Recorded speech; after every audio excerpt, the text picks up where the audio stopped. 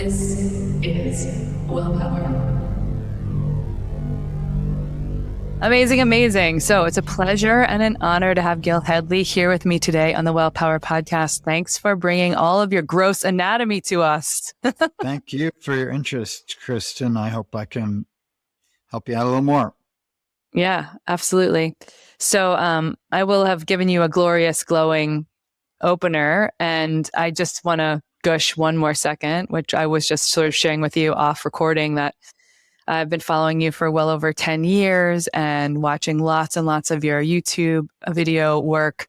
Your, the Deep Front Line was one of the first videos I saw. I like share a lot the exquisite. That was Tom Myers, so I'm not going to take credit for that one. But you showcase it. Me? Yeah, I have like a show, like you're showcasing it with a body where it's like from the bottom of the toe to the back of the tongue. No, that's Todd Garcia and Tom Myers. I have nothing to do with that, but I know them both. They're good friends from many years back. Okay, amazing. It might have been some other thing. All kinds of overlapping credit for things I've never done. So, but I do want to assure that credit is given where credit is due. And the deep back line, front line, dissected, that's all Tom Myers and Todd Garcia. Okay, I'll have to send you the video that I'm talking about. So maybe I'm just like naming it wrong because for sure I like have some clarity on the work that I've been sharing and using with you. The other thing is like the exquisite lungs breathing, because I'm doing a breath facilitator. So that's beautiful. And the heart dissected as a vortex. That's me. Yeah. So, I mean, lots of things over the years. I've watched tons and tons of videos, talked a lot of people with people about, ever since the dawn of you speaking about the fuzz, which we'll talk a bit more about fascial systems today. And recently I want to shout out the nerve tour that you've done and you continue to do around the US. Yeah, 91 cities down, 13 to go, plus 3 live streams. We are swinging hard at that project where they say, how do you eat an elephant one bite at a time? That's what we're doing. Yeah, absolutely. So the beauty of having you on is because you've spent so many years connected to the human body and its form. And also that you've been part of the reason I began following your work was through a yoga course that I took in Leslie's yoga course that I took in New York City, and connected with you in a way that, because I always have been a little rough and tumble around needles and dissection and things like that, you just always were so respectful with the bodies and the people that you're honoring. So I want to just shout all that out and appreciate you for that. Thank you.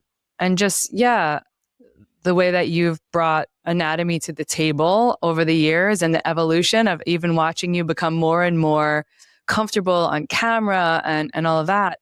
It seems did a lot. I was pretty stiff when I first got going. Yeah. And I mean, in a good way, right? It's like none of us had a lot of experience as the world and technology began to grow and open. Mm-hmm. But I want to start with the beginning of your journey, just in pulling some of the research around you and saying that, correct me if I'm wrong, but when you were 13, you had something show up like a transparent musculature in your body, and it sort of it informed a bit of what you were doing. Is that next important? It's true. I had broke my leg when I was in 8th grade, and so all of a sudden I was on crutches and had nothing to do. So I bumped my way down to the basement, found my dad's weights. He had a couple of little 5-pound dumbbells and various just little stretchy things like from the 1950s, like with the big springs on them and when the red handles and you pull them out. And I was like, oh, well, this is fun. I can do this on one leg. And I'd stand there on one leg with my crutches under my armpit doing alternating bicep curls. And literally before my eyes, my biceps popped. And I was like, wow, that's fun. You can do something. And it changes your body in front of your eyes. This is the most fun thing ever. And I was instantly smitten with moving weights around, and did that with earnest throughout my high school years, and quite thoroughly transformed my body in the age of the great first wave of bodybuilders: Arnold Schwarzenegger, Frank Zane, Lou Ferrigno, Serge Nubret, all these classic 70s bodybuilders were my heroes. I had their calendars up. I looked at their pictures like pinup girls because I wanted to be just like them. And I got up to 155 pounds, and I could deadlift and squat 400 pounds. So I was pretty strong and pure ripped musculature in high school. And I thought that was a whole lot of fun. And it was my way of learning anatomy because I had a hobby that involved it. And I learned all the names of at least the surface muscles that I thought I was working, had no concept of anything beyond that. But it definitely got me into it. Yeah.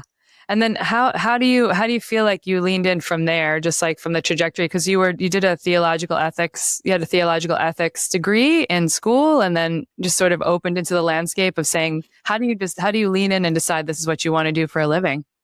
Cool. Well, you try to get a job in theological ethics and see if you don't start scouting around for something else to do.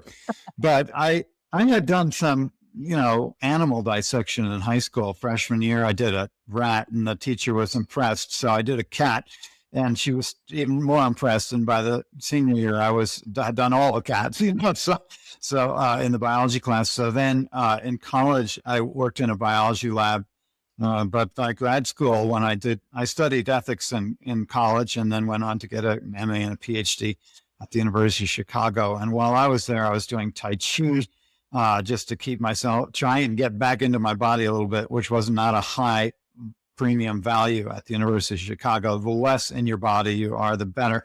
And so I bucked that trend, started doing Tai Chi, learned massage at the Rolf Institute, went back to the Rolf Institute even while I was still doing my dissertation, and started training as a Rolfer. So, did you study with Ida? No, not old enough for that. Tom Okay. Myers actually was in her very last advanced training, I think in like 1979 or something like that. So she was before my time, at least as my professional time. And Yeah. so sadly I missed that, but I did study with her direct flock, and that was interesting. Amazing. Yeah, Yeah. Rolfing in many ways for me has transformed and saved my structure. I had a really bad L5S1 pull, and we could really figure it out. And they were suggesting surgery. You go to the doctor and they're like, let's just cut it open and figure out this other stuff. And Yeah. I just didn't want to do that. I was pretty adamantly against this. Like, hey, let's go right to the knife. And some friends of mine who were like connected with the BMX professional community were like, you have to do this Rolfing thing. And literally I flew out to Colorado. I could barely sit on the plane in any comfort for, I don't know, a couple of hours from LA it took me to get there. And I went and I met this Rolfer, and I said, hey, Jeff Draper, I still remember his name in Colorado.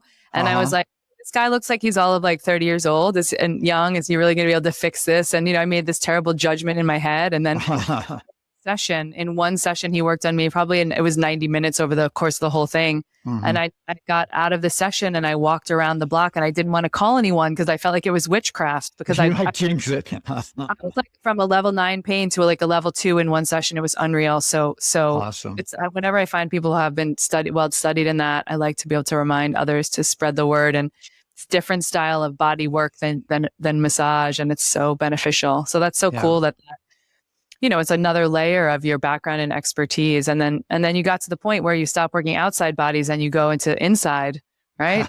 Well, the Rolfing was it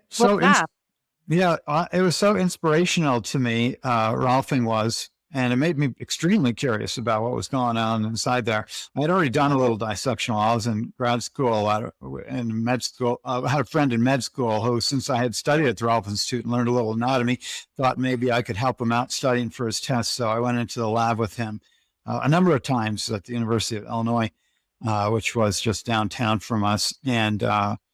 And so when I went to the Rolf Institute and got out and started practicing, it was like, oh my goodness, I need to do some more of that dissection. I need to learn more anatomy.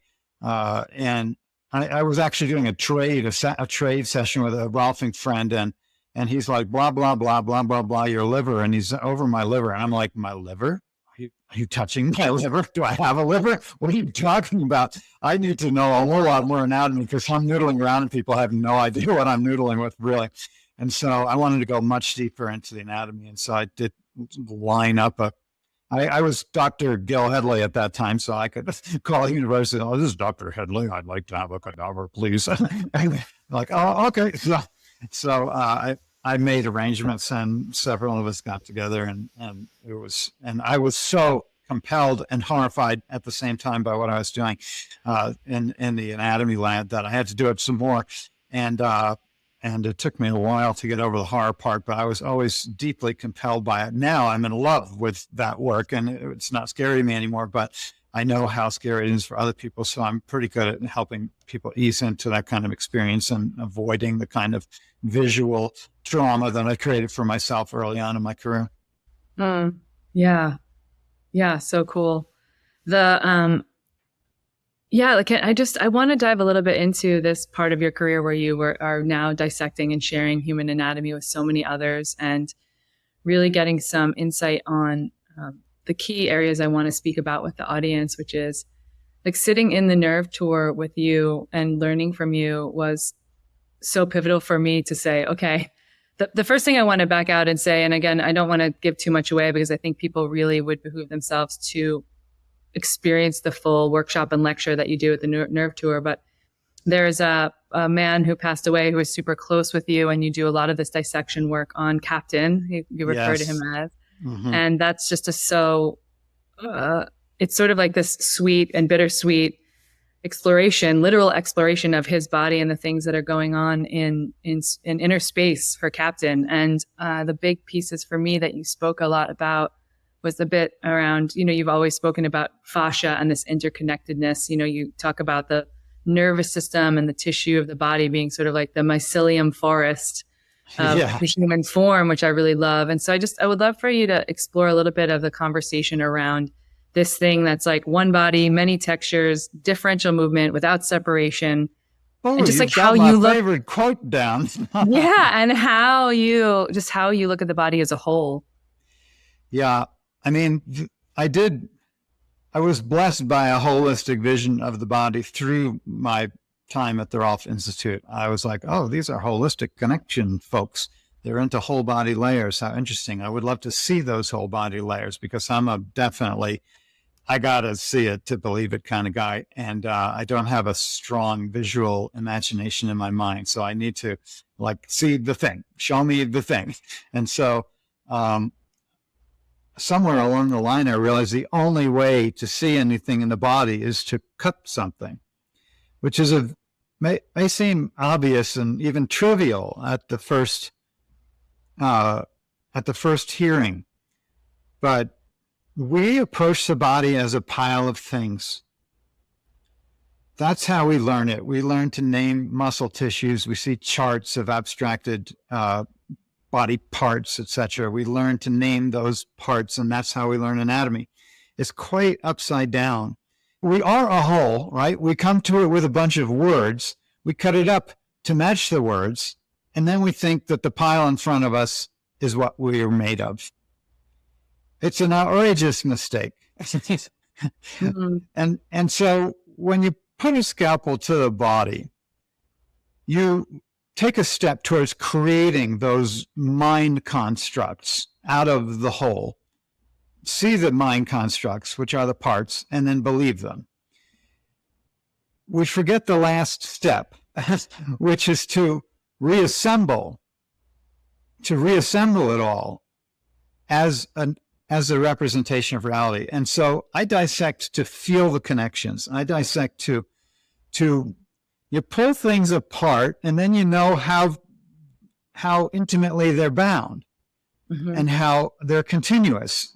And so I don't know where along the line, I think it was pretty early on, I was like, oh my gosh, it's just one thing, and I'm making all the other things. And that's kind of deep. If you can, and by that, you can just it's just one thing, one continuous being, but we're making it be a liver or a heart or exactly, or even worse, the liver instead of Gil's liver or Kristen's liver. It's very personal. So see, that happens too. You make it into a pile, and that's the liver, and you forget that it's Gil's liver. And Gil and Kristen's liver are different as our faces. And you can begin to appreciate that over time if you dissect with kind of an integral intention, with an intention to witness the whole, the continuities, the relationships, rather than to divvy it up into parts that everyone has, right? Because no one's got my liver. It's one of a kind. It's my very own liver. And it's a reflection of me. It's a microcosm of me. And so I'm very keen to keep on deepening my appreciation of the whole person, and to learn about the whole person, even by exploring their diary, their body, a given person's diary. And then, having studied that diary, now I know something about that person, but I got to go to another person to learn something about them. I can't just conclude. I can't conclude generally from the study of a given form, or a given 100 forms, or a given 1,000 forms. I have to keep on keeping on with appreciating the individual. That's where I'm at. Because the moment I start to know something about you, because I know something about someone else, I'm projecting, I'm misrepresenting you, I'm reading you from the history within my mind. I have left your building and entered my head. And what good is that? How can I get to know you that way? Yeah. Yeah, that's profound for sure. And it's like and I have run an instructor certification program called Sherpa Breath and Cold, where we talk about breath work and cold exposure. And certainly we're not looking at the internal parts of the body per se, but we are looking at every single human form. I always say context is king. Like this person thank shows you. up. That is the best. Context is king. You are so right. Yeah. Yeah. So it's like the person who shows up in front of you, even if they present one way, we can't just judge it. We have to ask the right pertinent questions. We have to probe a bit, and we have to watch their nervous system in space, which is just a thing that I think people get better and better and better at over time, is experiencing and exploring and watching people as they unfold from a nervous system standpoint. And absolutely. I think in speaking about the nervous system, I think it sort of leads us to this conversation around what you were originally calling the fuzz, which I love that old video, but that is like a fascial tissue of the body. And again, something that probably came from your background in Rolfing and all of that, but really you showcase it on some videos. And again, for anyone who's listening, I just want to say that Gil's videos are, if you're open to watching human cadaver on video, it does give you like the third or fourth wall of separation, and everything is so tastefully done and so intrinsically it's incredible to see the intelligence of the human body like you never would imagine it is. But I would love for you to speak a bit about fascia, because I think there are plenty of people that are like, oh, we know what fascia is kind of now, but like then really understanding that people are talking about it as being a part of the gateway to the nervous system, and how that not just like stuff or fuzz to clear away. Right. Thank you for noticing that. And I take some responsibility for folks misunderstanding that. I don't think I ever said to get rid of the fuzz. I wanted to melt the fuzz. I wanted the texture to go from dry to slippery. And although many people will still think, oh, I got to get rid of that. Well, that's dissection. You only get rid of it through dissection because it's part of our body. And when I first got to the tissues of the body, I knew about fascia from Rolf Institute, but I never seen it. So I just had, basically, I thought, a little bit about what fascia. The fascial system is, just so people who may not know about what fascia is, can get a quick sentence or two on it. Sure. So we define a fascia as an aggregate of connective tissue that can be cut into a sheet, basically. So there are like aponeuroses and planes of tissue in our body, or apparent planes of tissue. We can cut them into planes of tissue. It's fibrous matter, but it comes in glorious variety. And I didn't know that leaving the Rolf Institute. I knew there was fascia, but I didn't know what variety there was under the rubric of fascia. That I had to figure out through dissection. So some fascia is kind of slippery and membranous. Some fascia is very dense with very regular fiber patterns in it. We call that dense regular fibrous fascia or deep fascia. The membranous fascia I call perifascia. There are fatty fascia, at least by certain styles of nomenclature. So I do include the whole layer of subcutaneous adipose as a fascia, because it's an aggregate connective tissue that I can dissect with a knife into sheets. So it counts, although it doesn't meet some European standards for what a fascia is. But so we have sort of fatty coverings, we have membranous coverings, we have extremely regular fibrous coverings, and even those regular fibrous coverings come in glorious variety. So you can have, say, 3 layers of fibers and overlapping with each other. You can have 2 layers. You can have 1 layer, depending upon where you are in the body. So there's all of these. It's the gristle, that's what they called it in the old books. It's gristle. So when you're having that steak and the meat is delicious and you're chewing and chewing and chewing on something else, that wouldn't be fascia, because it's so fibrous it doesn't necessarily yield to your teeth, although it will yield to your stomach acid if you just go glug. So it's that shiny stuff on your chicken breast when you pull the skin back and there's that shiny covering on the chicken breast. That's fascia. So connective tissue is a larger category. So we have connective tissue, nervous tissue, muscle tissue, epithelial tissue. Those are 4 categories in the taxonomy of the tissues of the human body. Fascia falls under the connective tissue label, or you put it in that box. So all fascia is connective tissue, but not all connective tissue is fascia. So your blood and your bone are also connective tissues, but we wouldn't call them fascia because they're not aggregates of connective tissues that can be cut into sheets. You don't cut blood into a sheet or bone into a sheet, but you can connect, say, the anterior rectus sheath of your belly wall into a sheet, and so I can make a fascia out of it. A fascia is a creation at some level of something that you've abstracted from that whole human body, but it has a very particular texture. You can feel it, you can pick it out from a crowd. It's easy to identify and to dissect, and so it becomes a point of interest. But when I was dissecting my very first dissections, and I'm getting in between muscle fasciculi, right? So you get in between rectus femoris and vastus intermedius in the thigh, right? Two of the named quad muscles of your thigh. And there's this fuzzy stuff in between them when you're pulling it apart. And I'm like, what the heck is that? That wasn't in a book. Nobody mentioned it. It's not listed on the list of fascia. I am confused. Does it belong here? I was not sure. I was not sure it belonged there. I was like, I thought the body was just a bunch of compartments. I thought there would be air. Ida Rolf said the muscles should slip over each other like silk stockings. I never seen silk stockings that were connected by some fuzzy stuff. So I don't know what I'm looking at here, and I didn't have a teacher to tell me any better, and so when I'm pulling the muscle tissues apart, I'm thinking, are they adhered? Is this bad? Is this an accident? And then as a Rolfer, I love sticking my fingers in between things. It's what I was doing as a living.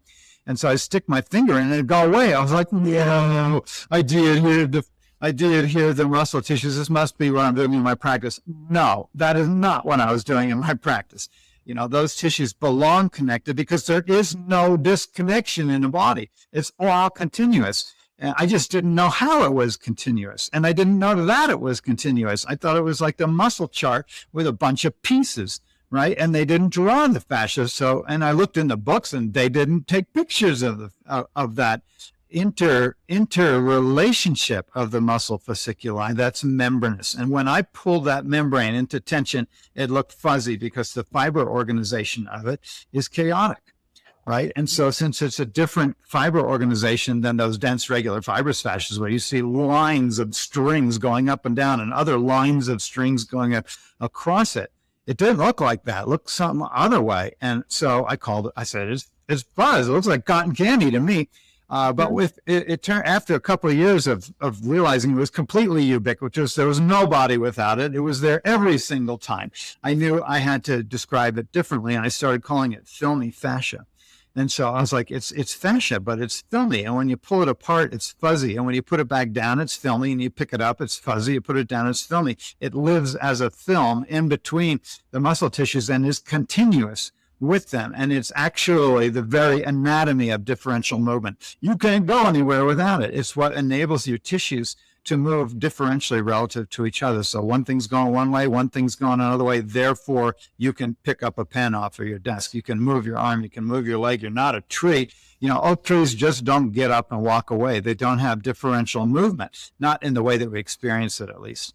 So, it's way slowed down. The differential movement of a tree is so slow that we say it's not moving. But our differential movement is a function of that fuzzy stuff in between those bundles of muscle tissues that's super hydrated and allows the muscle tissues to move relative to each other so that we can locomote and do stuff.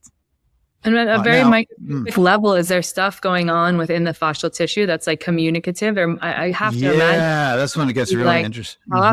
Talking to the body and telling it things. Yeah, exactly. So there's multiple levels at which we have whole body communication going on through our fascia.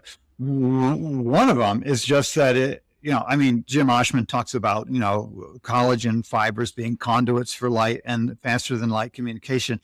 And there is a simultaneity of the communication of this whole body fascial system because it's all implicated in every movement, whether you're sitting on your ass or walking across the room.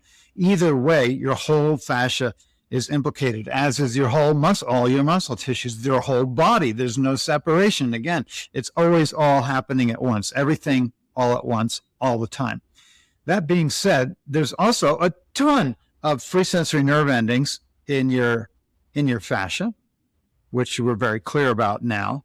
And there are many sensory terminal nerve fibers, in your fascia, in all the levels of the fascia. I show that in the nerve tour. I literally show the fibers ending there, and it gets much more microscopic than I could possibly show with a photograph of the gross level of the tissue. And yet still, you can see it. It's really obvious. And so what kind of nerves? Well, it's a big sense organ. It's sensing our position in space. There's proprioceptive information being delivered through this fascial system, which of course is going to be continuous with our tendons, with our ligaments, with our bones, with our periosteum, with all the wrappings of all our muscle tissues, with these whole body level coverings of our body. So we have multiple levels of sensory information pouring into our brains from our fascial system, sometimes pleasurable, sometimes not. Sometimes it's mechanical information and we don't have any pain or pleasure sensitivity relative to it. But sometimes we do, and it can get misprogrammed, that's for sure as well. So we talk about kind of these nociceptive information, which is like stuff that can go kind of either way depending upon how you've trained it. And so, we can inadvertently train our fascial system to deliver pain signals or to deliver signals that are interpreted as pain, which is no fun at all. And we can retrain those. And is it a bit of like the chicken and the egg, just meaning like, are we thinking these thoughts? This is the nervous system question that I think about a lot, which is probably a little nerdy, but it's like, which is coming first, right? Is the body's ability to sense things, whether that be through fascia or nervous system tone, et cetera, happening sort of as a precursor to my thoughts coming, right? Or for me, I think does that precursor my breath, and then my breath cadence precursors my thoughts, or like, we may not fully have the answer to this. I just love to get your opinion to be like, where's the chicken and where's the egg in this scenario from fascia nervous system to brain thought, Yeah, it's a loop and it's culturally embedded. How do we interpret sensations based on where we are? You can have experiences at the gym and you're going there for it. I went to the gym to feel these sensations that I thought were really fun that someone else might interpret as pain and misery and heartache. Why would you do that to yourself? And yet I loved it because I thought it was a small price to pay for the way it changed my body in a way that I thought was cool and fun at a time when muscles were very fashionable. And so, or you can experience the exact same thing if you just woke up in the morning and you're like, I'm old.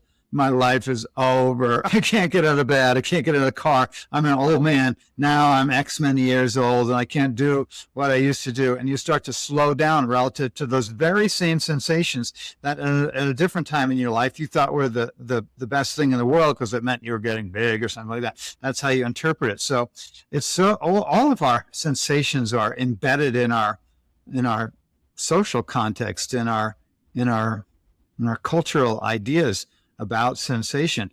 What about pleasure? People feel pleasure, and I felt pleasure as a young man, and I associated it with shame and sin. I was a young Catholic, and I was like, my body is definitely not my friend. It's definitely my enemy. Actually, it's on the other side of the fence of goodness, and I have to go to battle with it and control the hell out of it, so that I don't get in trouble because I have this like monkey on my back that I walk around with that's trying to lead me to perdition.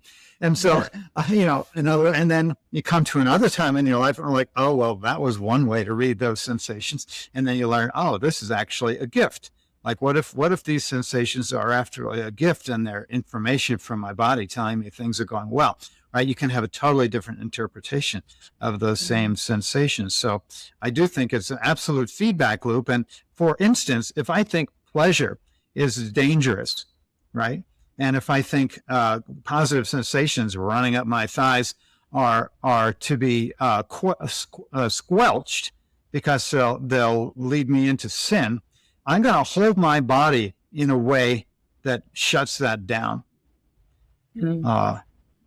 Well, part of the day, and part of the day you're going to secretly fix it. You know what I'm saying? Yeah. So, but if I have a sense that, oh, there's pleasure in my body, and that's actually a opportunity to move relative to that, to let my legs move, my hips move, my torso move as I walk down the street without fear. It's not like I'm trying to seduce anybody. I'm just alive. I'm vibrant. I'm enjoying my body, right?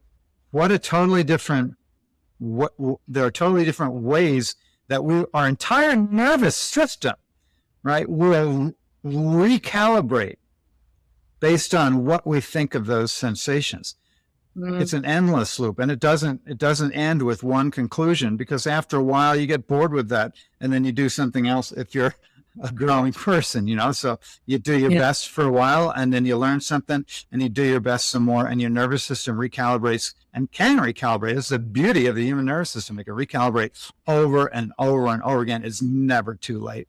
Yeah, that's a beautiful reminder for people as well. I've been navigating some anxiety for the first time in my life, and as the breath and the cold is all helpful, and also remembering that I've sort of calibrated that anxiety into my sphere, right? This is like the constructs or the things or the happenings in life, and that we can rehab our nervous systems, right? I think many, many years of living in a hypervigilant state that might have been learned from parental units or, my grandmother or what have you. And then how can I unpack the story that goes along with this, and that's sort of its interesting thing. And then you talk about the unity of human form.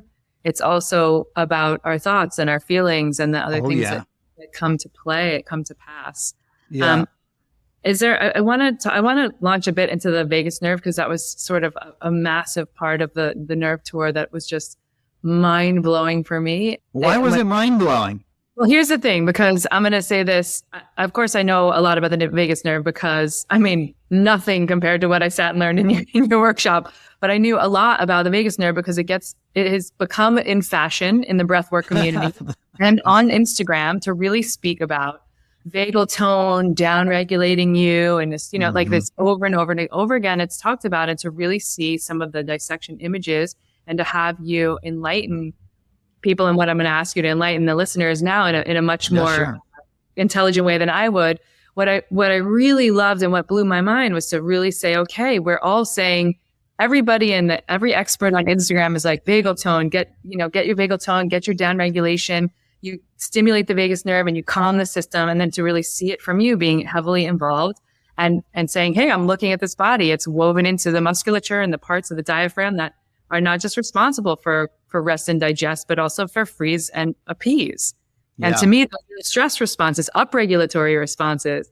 So that's why I say It was mind blowing. And sometimes I will mention the tour and be like, don't forget, or when I'm leading these trainings, that it's the vagus nerve is not just about that. It's about all of these systems, because the body is a whole unit. And people, oh yeah, of course. And I'm like, you don't get to say of course, because no one is really talking about this at the depth of level that you are, Gil. And so I just want you to expound a bit upon it, because it's not so one-dimensional, right? Thank you. No, it is not one-dimensional at all. And I have learned so much from Captain, but also from Stephen Porges, giving me ideas about what to look for while trying to document the vagus nerve. So can you talk more about that? You read his stuff and then you talk to him and you're like, I'm going to go look for this thing. Yeah, exactly. That's how I did it in the very beginning. I read Barral's books from the Barral Institute, Jean-Pierre Barral. I read his books and I was like, I want to see that stuff he's talking about. And so Porges was the one who got shocked in his realization, because he was studying thinking that the elevated vagal tone means relaxation. That was his basic starting point. So he wanted to measure vagal tone, elevated vagal tone, as a relaxation marker. But other people were coming back to him and saying, hey, that's not how we see it in the emergency room, where bradycardia, which is a signature of elevated vagal tone, is indicating a stress response, possibly even unto death in the case of infants. It's dangerous when you have bradycardia in an infant. Elevated vagal tone, lowering the heart rate and lowering the force with which it's beating, not as a relaxation response, but as a freeze response, potentially gone out of control in the undeveloped infant's nervous system. So he was like, whoa. And that's why he calls it polyvagal theory. It's like there's many ways that the vagus nerve is expressing itself. It's kind of like we say snow, but in Greenland, they've got 35 words for it, right? Do you mean slush? Do you mean frozen snow? Do you mean sleet? What do you mean? Is it fluffy? Is it puffy? Can you walk through it? Do you get stuck? How much pressure does it put on your thigh when you walk through it? But they got a million words for that substance there. And we, at the moment, have this one friggin' word, vagus nerve, for a huge bundle of fibers coming from a bundle of different nuclei as well as ganglia. And we take all that huge pile of stuff and call it vagus nerve. And then people say, this is what the vagus nerve is, just the same way they do with fascia. This is what fascia does. And I'm trying to say, no, fascia does so many different things and has so many different expressions in the body. And they're not all the same. Some are about movement, some are about stabilization, and they're both fascia. Opposite sides of the coin, right? Same with the vagus nerve. Some of it's about stress, some of it's about relaxation. Don't just try and elevate your vagal tone, because you might end up dead, depending upon your circumstances. So you want to be a little more discriminating in the language you use and sophisticated a little bit, so we have maybe more words for what the vagal complex is doing in our body. And when we come up with a fad or a trend in anatomy, it's happened throughout my whole career. It's exhausting. It's the psoas. The psoas is God. The psoas is everything. No. It's quadratus lumborum. Quadratus lumborum is the root of all evil. No. The root of all evil is the piriformis muscle. Once you've gotten piriformis straightened out, your life is going to be so much better. Now it's the vagus nerve. Right now, the vagus nerve is trending, I like to say. You go on YouTube and there's vagus nerve. 5,000 videos hacking the vagus nerve. And are they really? People send me these videos and I'm like, oh my gosh. You know, they're like, if you touch here, you're going to stimulate the vagus nerve. Like, oh, come on. It's your whole body.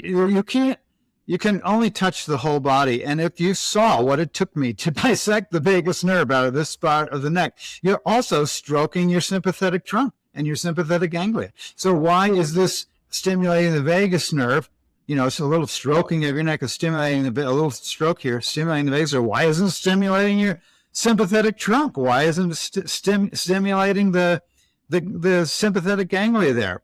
You know, we're not, our touch is for not listeners that who don't know discriminating. exactly, we want to just speak about the vagus nerve and like sort of the extension throughout the body, like just where it begins and ends? Like, just Oh, so they're yeah. really clear.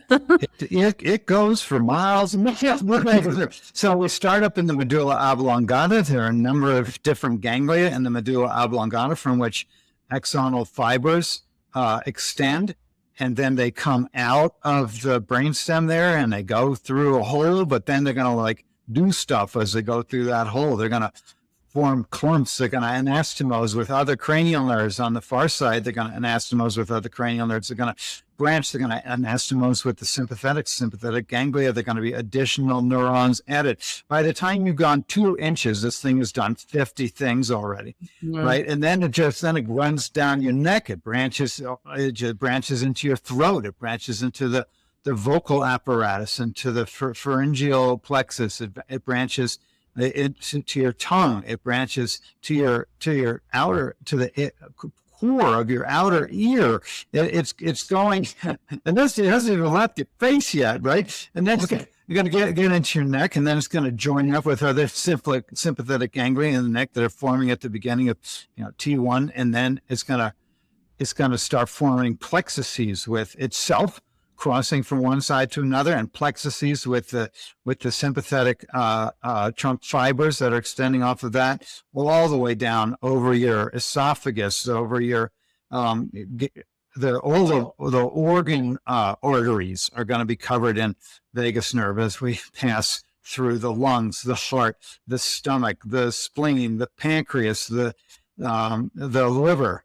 We have plexuses all along there, and then into the small intestines. We have a massive plexus going into there. All vagus nerve contributions are coming from there, but they're primarily sensory.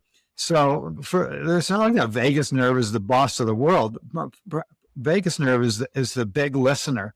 It's that person at the party who actually cares. And when someone speaks, it listens, and everyone there is getting listened to by the vagus nerve. It's concerned about you, and it wants to bring that information back to your central nervous system. It brings the concerns of your organs, the concerns of your gut feelings, the concerns of your heart are delivered back to your central nervous system. We are hardwired for feeling, for gut feelings, for heart feelings. It's not airy-fairy to say, this is what my heart says. This is what my gut says. That's not airy-fairy. There's major hard wiring for that information via the vagus nerve to try and let your brain know what really matters.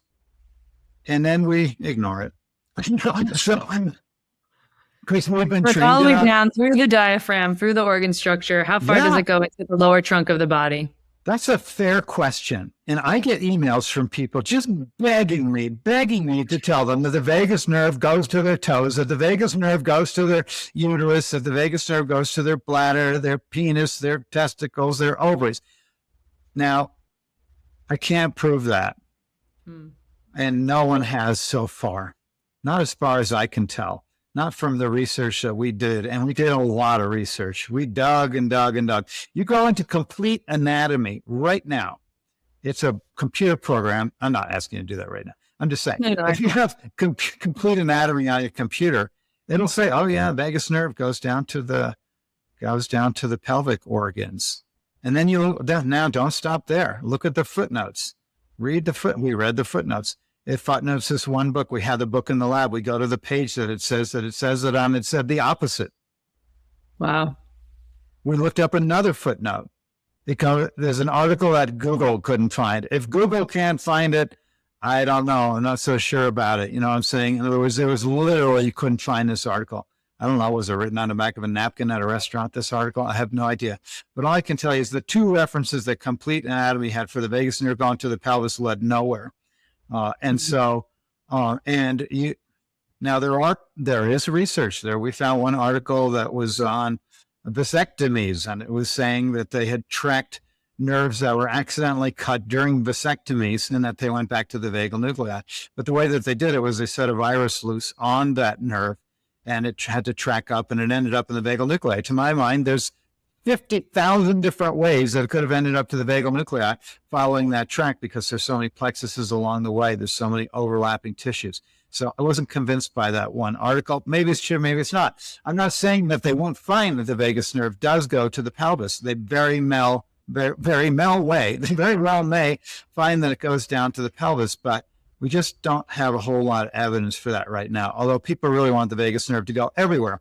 The old anatomy books, basically, and even the new ones, the ones that you would learn from now if you went to school, would say that the vagus nerves goes to the foregut and the midgut in embryological development. And the midgut ends around the splenic flexure. So where your colon starts descending and becoming the descending colon, the sigmoid colon, and the rectum, we kind of have run out of vagus nerve. It only made it to the splenic flexure. I have talked to other people who really wanted to go down to the pelvis who say, well, maybe it does that developmentally. Maybe it keeps on going and it extends itself as we mature, because all of our organs are mature and things keep growing and extending. And maybe it doesn't get to your pelvis until adolescence. That would be so cool if they showed that. But I haven't seen it yet. And I would be the first one to jump up and down, because I also want the vagus nerve to go everywhere. I can see plausible pathways whereby it could extend down into the pelvis, right? Because again, the tissues are continuous and the plexuses are continuous. I showed that in that one video.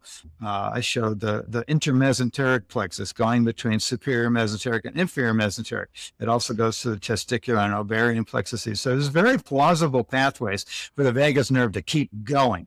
But they just haven't seen it there yet. And so, yeah.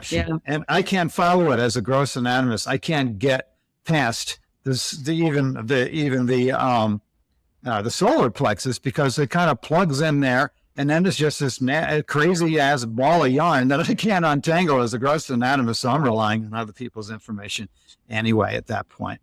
Yeah, absolutely. And if people are talking about wanting to stimulate vagus nerve for down regulation, are there any ways that we can more internalize that there is some actual truth to it, like, humming to be able to like stimulate Absolutely.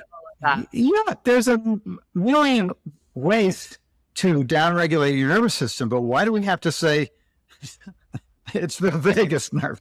I know. It's the being is downregulating. If you watch this, the ultimate hack for, if you want to call it the vagus nerve, because vagus nerve has basically become a stand-in word for being calm, happy, and healthy and regulated. If we just said, how do we become calm, happy, healthy, and regulated? Just spend a few seconds blowing the breeze over your lips. Just blow the breeze over. Feel the breeze on your lips. Doesn't that feel nice? Oh, a bird. Look at that pretty bird flying through the air. Now, we don't have to call that a vagus nerve hack. That's the trendy, obnoxious part. Right? Yeah. We can just say, put your feet in the grass. It feels good. There's so many ways that it doesn't have to be so reductive and make it about a thing. The vagus nerve, which is many, many, many, many nerves from several nuclei branching to many, many, many different places. Why don't we just talk about humans relaxing? Yeah, that'd be nice. But I don't want to take away people's fun. If that's the trend, if the trend is pinwheels, let's all get a pinwheel, blow it, and downregulate our vagus nerve. Yes. I like the trend being pinwheels. I haven't seen that yet. I'm ready for that. I love pinwheels when I was a kid. Yeah. Pinwheels, yeah. Or how about a Pez container? And you pop open Goofy's head and it goes backwards and a little candy comes out. What could be a more pleasant thing in the whole world than that? A pixie stick. Yeah, it's a little upregulating. You might bounce off the walls for a few minutes, but what could be more fun than sucking sugar out of a tube? There's nothing more fun than that. So anyway, I'm teasing, but it was to say we can pet each other. We could talk nice to each other. And it was in down-regulated nervous system. So we could talk about how pretty the Grand Canyon is, or we could talk about the world is ending. So whichever one you choose to talk about will change your nervous system completely in the moment. Yeah, that's really important for today's day and time. I have a note. I put this note in my notes. I was just looking over my notes this morning from the nerve tour, I wanted to see exactly the point you were trying to make, that just the note says we have eyes and don't see, we have ears and don't hear, and we sometimes miss the gorilla in the room. It's true. So can you expound upon I took the note and I was like, highlighted it. And then I was like, what, I don't know the context that we were talking about. The context of it was my discussion of hemispheric differences and the different kind of ways of witnessing and processing the world that are represented by our right and left hemisphere. So there are real hemispheric differences. They function differently. And I was basically talking about when we have the corpus callosum is that sort of neural tissue bridge between the hemispheres. It's a big white set of tracts that cross between the hemispheres.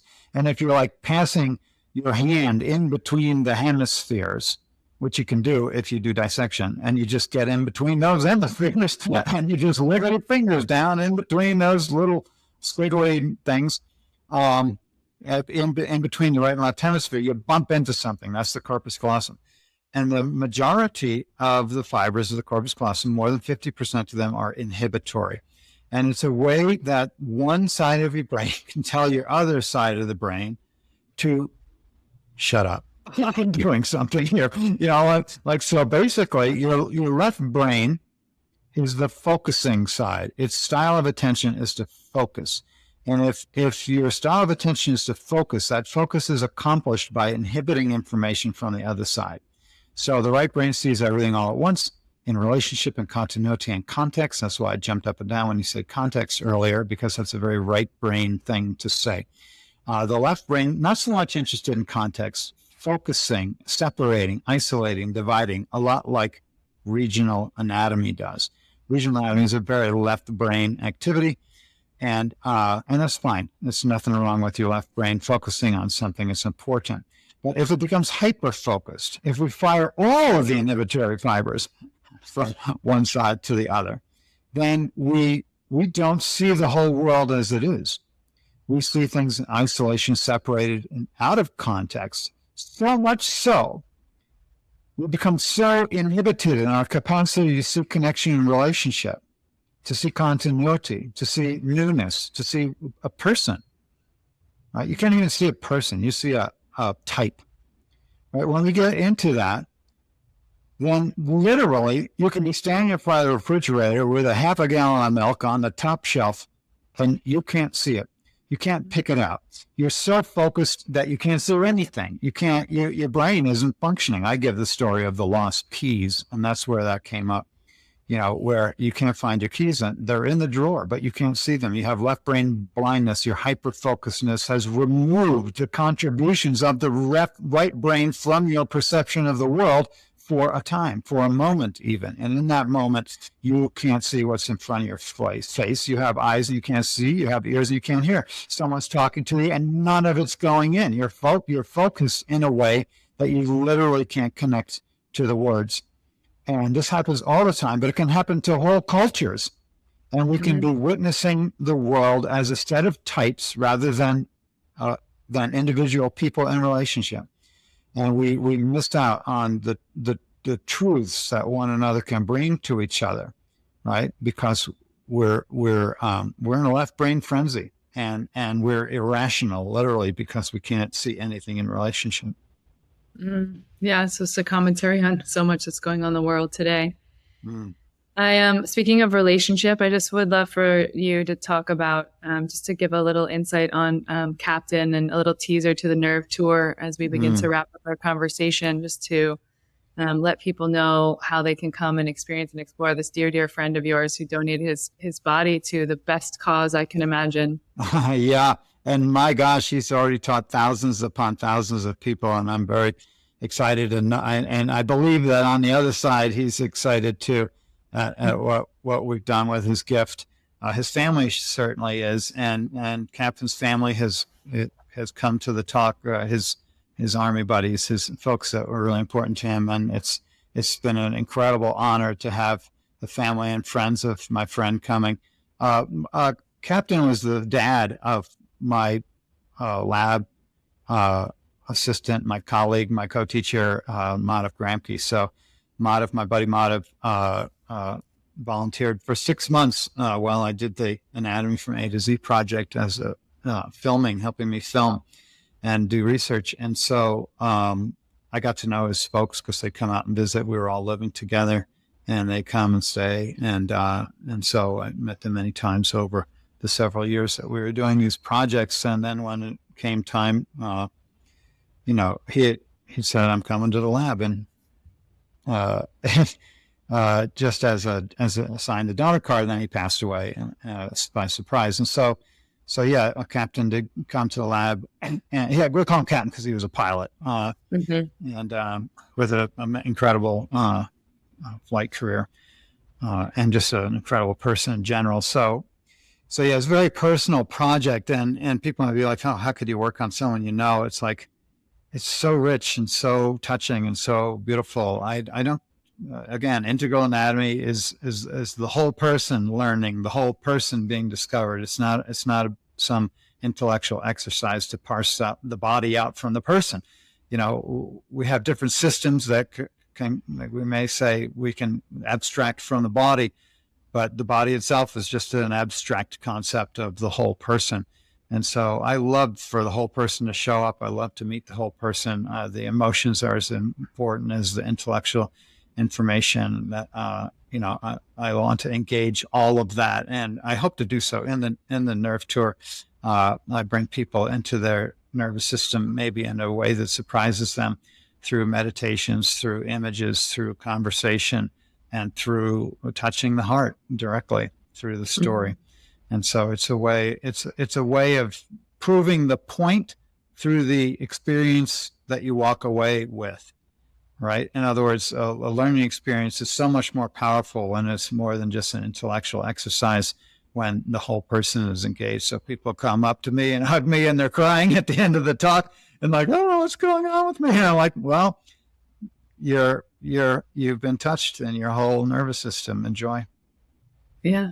Yeah. And just the way that you so eloquently describe the process and tell the story throughout the course of the workshop. And for people who are out there like me and listening, I said to Gil right before we started to record that, there's so many people who are working in the field of body work or medicine that are coming to this tour and listening to you speak. And for me, it was an absolute joy. I mean, I took a bazillion pages of notes because it was still, there's a lot for me to learn, right? I never really formally studied, apart from studying with you and being self-taught, all of the anatomical forms of humanness. And so coming to your talk, it's like I probably got 40% in and then 20% more from my notes. And still I'm like, pardon the pun, dissecting everything that I learned from you. And then over the years, it's like the number one, I always will ask people, are you okay to look at some like human form work, whether it's some dissection, and just being able to share what the lungs look like, and how, when I first looked at, I've done a little bit of dissection of animals like lamb and whatnot,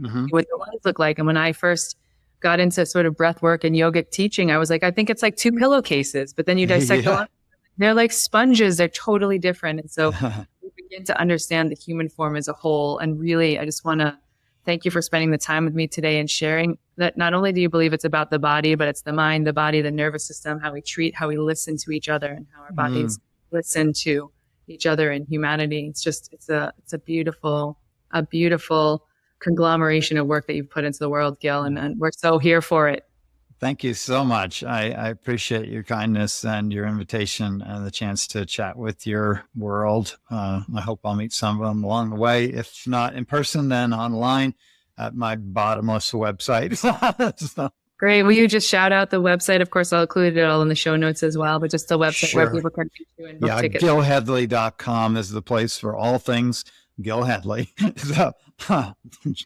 Well, I'm a Sambanaut like the rest of us. And thank you so much for sharing this time again. Have a beautiful rest of your day. And You're welcome, keep Kristen. cutting. Okay. You too. Take care. Okay. It's been a pleasure.